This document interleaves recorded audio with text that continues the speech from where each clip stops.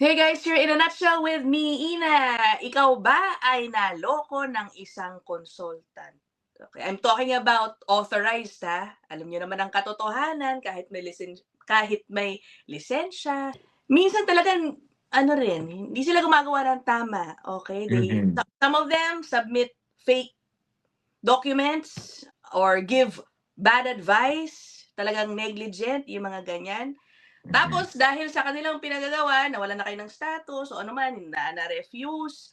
Alam nyo ba, may good news kahit papano, no? According to this report that we will talk about, starting July raw, meron magkakaroon ng isang tinatawag na compensation fund. Pondo na mukhang manggagaling din, siguro part sa mga babayaran or fees ng isang RCIC. Gagamitin niyang pondo na yan para magbigay ng compensation sa mga naloloko ng mga consultant. Ang tanong, sapat ba yan? Okay, is it enough to deter yung mga malolokong consultant? Okay? Nagbabalik po sa ating channel, Mac Pagaduan ng Canada Vertex Immigration. Welcome back, Sir Mac. Hi everyone, no? Hi Ina, magandang araw sa iyo. Yan, ang kanyang email ni Sir Mac, ayan nakasulat email macpagaduan@info@canadaverteximmigration.com. Meron din po silang Facebook page. Ito po yan. Let me put it up. They are based in Edmonton, but they can help you out wherever you are in Canada. So you can follow their Facebook page. Ayan. Okay? Teka muna. Okay, compensation fund, Sir Mac. Anong palagay mo? Wala ba talagang nakukuha ngayon ang mga complainants? Sakaling talagang maimbestigahan na, mapatunayan na sila ay niloko ng isang consultant. Ano bang paano ba nila nakukuha ang perang ibinayad na nila? At kung meron man for damages, for distress, yung mga ganyan. Yeah. So, meron na, no? Okay. Kung mapapansin nyo, kung pupunta kayo sa public records ng mga disciplines and suspensions and revocations report sa CICC website, makikita mo yung restitution, yung kung yung mga danyos na naging nagresulta sa pagkawalan ng status o anumang damage na nangyari sa client, meron nang naibibigay, no? However, sa palagay ko ito yung maliit na compensation. So magdadagdag sila ng mas malaki pa siguro para mabigyan ng a little bit of justice. Kaya sinabi ko a little bit of justice dun sa mga nabiktima. Oo. Puntahan natin yung report, Sir Maka, para alam po ng ating viewers ang ating pinagbabatayan. Ito po yan. This is a report from the Globe and Mail. Last week pa po to. Okay? Nakita niyo yung title, Foreign Nationals Defrauded by Immigration Consultants Entitled to Compensation Under New Federal Rules. Pero wala pa guys, i-clarify natin baka yung mga naloko dyan, pumunta na kaagad kayo ng CICC. Wala pa po, paparating pa lang yung guidelines tungkol dyan. Sabi dito, foreign nationals, will be able to access compensation under forthcoming regulations from the Immigration Department. Sabi, ang Ottawa, the federal government basically, earlier this month issued an order to bring in regulations establishing a fund to compensate clients found to have been ripped off by licensed immigration consultants. Ayun. At ang mangangasiwa ng pondo ay yung CICC. Ito yung nag-regulate, nangangasiwa sa consultants. It would run the fund, regulates and licenses immigration consultants practicing both in Canada and abroad. Okay. Asa na dito yung sinabi by July daw? Ayan. According to the spokesperson of CICC yata to the college looks forward to the regulations taking effect on July 15, 2026. And ayun na nga, they're still preparing the operational and governance structures to administer them. Ayan. Palagay mo, sapat na ba to, Sir Mac? Gaano kaya kalaki ang maibabalik? I would assume at the very least, yung buong bayad man lang, maibalik. Palagay mo? So, kung halimbawa na nagkaroon ng ano, ng malpractice, yun Mm. ba yung ibig mong sabihin, Ina, na I guess so, may yeah. babalik yung professional fee kapagka yun ba yung ibig mong sabihin or Yeah, mhm, if they were found guilty of mhm, giving them talagang ridiculous advice that led to them being out of status or what, ako gusto ko refund yun. oo. Ako lang naman, Ako oo. ako din, 'no, Oo. refund din and compensation, 'no. Yeah, So, siyempre. siyempre yung damage bigyan kita ng example, Ina, 'no. Yung isang foreign national nag-hire ng isang immigration consultant at nag-lead ito sa misrepresentation. Okay, Mm. nangyayari 'yan, 'no? Nag-advise na ganito yung gawin na mali and then na-found out ng IRCC na ito ay, serious misrepresentation issues. And of course, magiging inadmissible na itong, foreign national na ito. Do you think enough lang ba ang professional fee na binayad? Of course not. Mm. Kasi mapapauwi 'to, mawawalan ng trabaho, mawawalan ng future, 'no? Gumastos ng malaki sa Canada, nag-invest, and dahil lang sa pagsunod sa advice na mali ay nagkaroon ng inadmissibility. Mare-remove siya from Canada and giving back, a refund, na magre-refund lang is not a justice. Yeah, naku, oo, gusto ko din 'yan. Sana nga gano'n ano, guys, kasi hindi natin Yes. alam. Kasi kung ngayon meron na palang sistema, yun nga lang sabi ni Sir Mac, hindi gano'n kalaki yung Mm. compensation kumbaga na naibibigay. Ang alam ko nga, Sir Mac, madalas ang ending, ano, nagpupunta ng small claims court yung mga biktima. Eh, ano ba naman ang realidad kung maghahabol ka sa small claims court? It's not a fast process. Ang tagal din yata, eh. Ano, paano ba yun usually? Matagal. So magpupunta ka ng of course yung provincial court, okay, Mhm. small claim court department at, may mga timelines yan, eh, 30 days filing 'pag hindi Oo. nag-comply magbibigay ka ng 90 days, may mga gano'ng procedure yan at hindi yan mabilis lalo na kung, you know, aminin na natin 5,000 yung hinahabol mo, Oh. 'di ba? Maliit pa. So, hindi nila papansinin masyado sa dami ng nakapila sa small claim court, matagal talaga. So, Oo. again, justice delayed is justice denied. Oo, tsaka alam mo ang totoo diyan, yung mga consultant, feeling ko inaabuso nila yung alam nilang magiging mahabang proseso hanggang sa mawalan na ng status yung tao. Hinihintay na lang Mm, nila yun kasi alam nila, "Naku po, 'di na ako poproblemahin nito, eh, mawawalan na lang siya ng status." Yung gano'n ba, kaya napakahirap matagal. mag-habol sa Mm. small claims. Okay, eto naman, Sir Max, since wala pang rules, okay. Ay ikaw, anong naiisip mo, paano dapat kaya yung maging proseso dito? Ang hirap naman Well, siyempre kailangan din protektahan yung mga consultant in a way, okay, let's be real, yeah, baka merong mag-complain ng kung ano-ano diyan, hindi naman pala totoo, 'di ba? oo. Ang CICC kasi ang mandate nila is to protect the public, Mhm. 'di ba? So, nakukulangan kasi ako sa my and then I know marami mag-a-agree out there sa aming regulatory, body sa mga ginagawa nilang hakbang para maprotektahan ng public, 'no.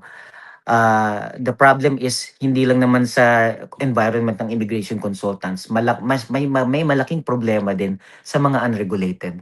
Yeah. So, but of course, ang jurisdiction nila is kami lang, ni yung mga immigration consultants. Now, para tapalan mo ng, compensation, dagdagan, it is only a temporary solution, no, band-aid lang siya. Mm. 'No? Kailangan mas mas malawak mas matakot ang mga immigration consultants. Paano matatakot? Pabilisin ang proseso. Kaya dapat may action agad kasi, ah, tulad ng sinabi mo, ang tagal ng proseso, 'di ba? Tapos sa sobrang tagal, yung nagko-complain nakauwi na ng Pilipinas, wala na ring ganang maghabla o Mm. ituloy ang proseso, 'no? Pangalawa, masyadong maliit 'no, yung compensation versus dun sa in-inflict na damage sa permanenteng damage dun sa papel ng, biktima. Oo. So, ayun. Kailangan pabilisin nila, paigtingin, gawing mas publiko. Tulad niyan sinusubukan nating access, 'di ba? May login pa na kailangan. So, I mean those kind of thing i-publicize nila para matakot ang mga immigration consultants or mga representative 'no, na gumawa ng mga kalokohan. Oo, I think, I like that idea, Sir Mac. I-publish nila yung mga mukha, yung ganyan ba. Ewan ko Hmm, kung may i-va-violate ba yun na privacy rules, I don't even know, but I no. won't Mm, support such ano. Tsaka kasi yung compensation fund, ang sine-settle nun si client, 'di ba, Sir Mac? yes. Ako ang gusto ko makita yung mas mapabilis yung mga hearing sa mga may complaints, tapos yung sanction, bumilis nga yung pagdating. Kasi one time I was going through the CICC website. It takes parang magsabi mo ng 5-6 years. Yeah. Yung ibang mga nireklamo na consultant bago maka-reach ng decision. And through that period, hindi sila suspended, Sir Mac, they are still able to practice. Yung mga ganun ba? Na paano ba Yes. napakatagal nun? Ano ba Ang nangyayari? tagal. Ang Oo, tagal. So, siguro isa rin sa mga factors nun, Ina, is yung participation ng immigration consultants na oo, na involved, no? Kung matagal siyang mag-comply, mas matagal magka-camp up sa decision ang CICC. Participation ng nag-complain, like I said, sabi ko nga sa sobrang tagal, ah, umuwi na yung mga complainant, wala ng gana, 'di ba? oo. Nakapagtayo na ng bagong business sa Pilipinas o sa ibang bansa. So, pabilisin nila para mas ganahan yung mga nagko-complain. Kailangan may resulta agad, gano'n naman. Oo. Tsaka maraming times, ano lang ano, parang slap on the wrist.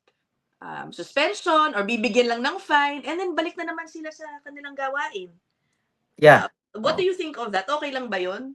No, Sir Mac? O ikaw paigtingin gusto nila. mo ba ng one strike policy, 1 year out, mga ganun? So, siguro kasi meron ding mga investigation na at fault ang mga kliyente, no? Yeah. Sometimes they just do not understand what they're trying to complain.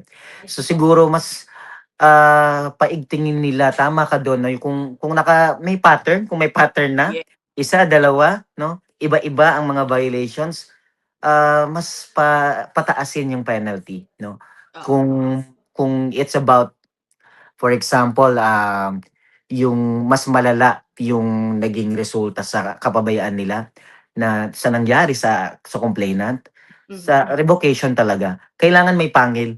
Kasi kung puro strike 1, strike 2, kung mapapansin mo sa mga records nila, naka-strike 10, meron pa ring lisensya, 'di ba? Totoo ba? So May may gano'n? pattern na.